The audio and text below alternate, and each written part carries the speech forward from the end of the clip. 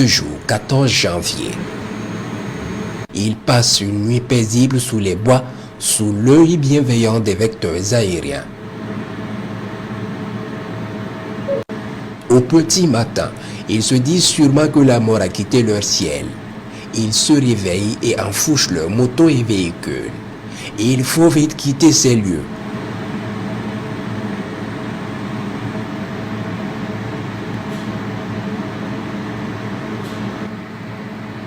Les vecteurs les observent donc dans le départ et se rendent compte de l'ampleur du fléau dans la zone.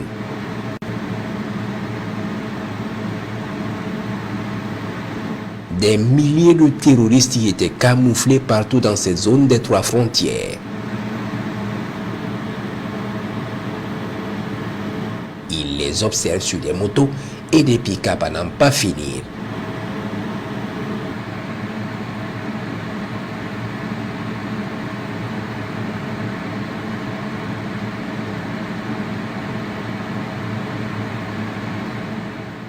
Ils fuient vers l'intérieur du Mali.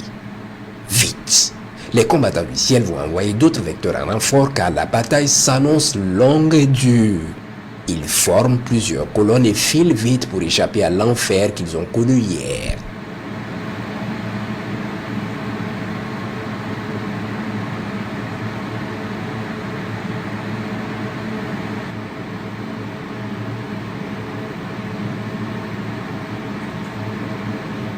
Les vecteurs observent plusieurs pick-up montés de mitrailleuses lourdes et de DCA-14 5 mm.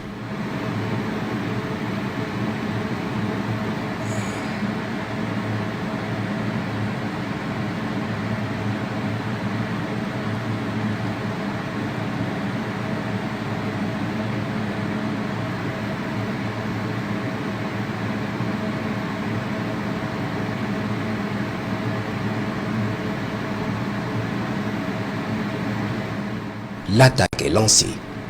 Les motards de tête sont verrouillés puis frappés efficacement.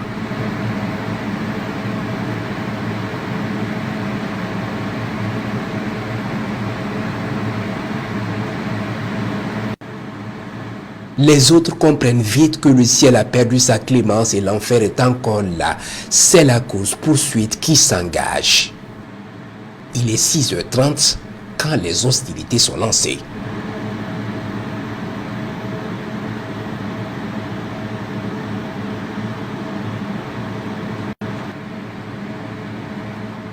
Chacun va se mettre au sérieux et c'est le sauve qui peut. Peine perdue. Le renfort des vecteurs est là. La chasse est ouverte.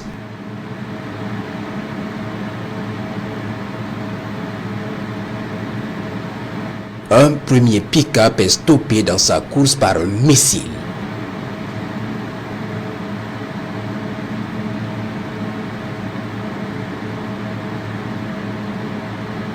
Il va s'immobiliser.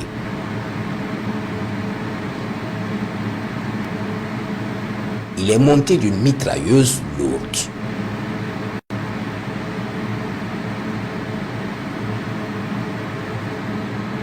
Puis un deuxième véhicule armé qui tente le tout pour le tout est rattrapé et la course est lancée.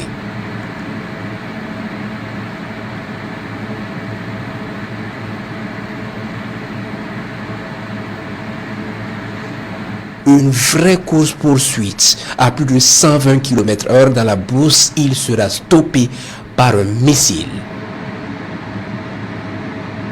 Il est 7h30, exactement.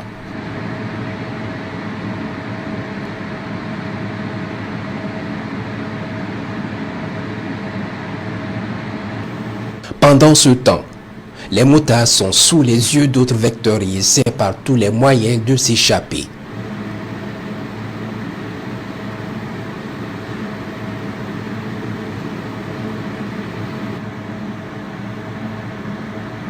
Les véhicules immobilisés vont être complètement détruits par d'autres vecteurs.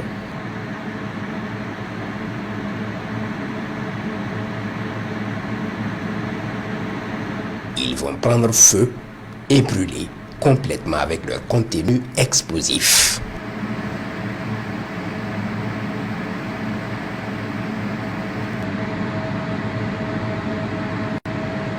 Il est 10h30.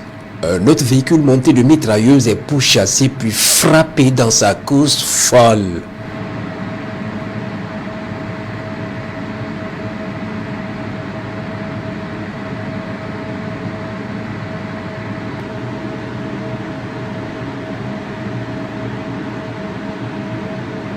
Pendant que les vecteurs le surveillent, un autre pick-up monté d'une DCA 14 5 mm vient de le dépasser à toute allure. Il est immédiatement pris en chasse.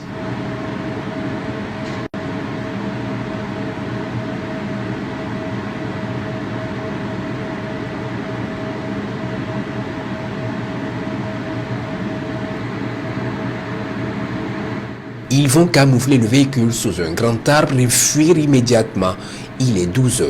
Exactement.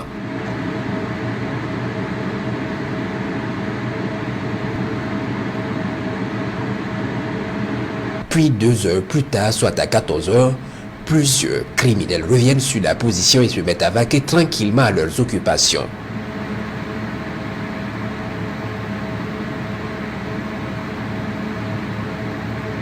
Pour eux, ils ont échappé et le danger est écarté. Ils espèrent se reposer paisiblement à côté de leurs bijoux.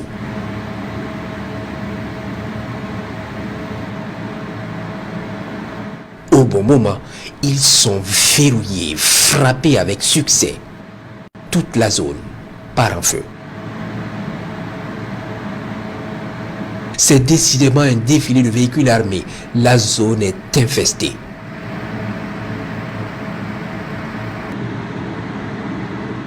Il est 13 heures.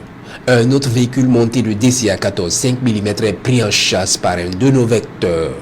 Il sent le danger planer sur sa tête. Il est lourd et a embarqué des munitions sur lui. Il va vite se mettre à couvert, espérant se tirer d'affaire.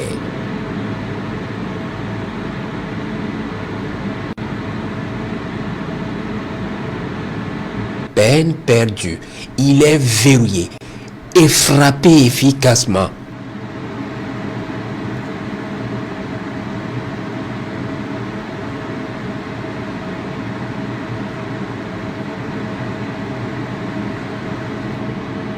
Il part en feu et finit par exploser.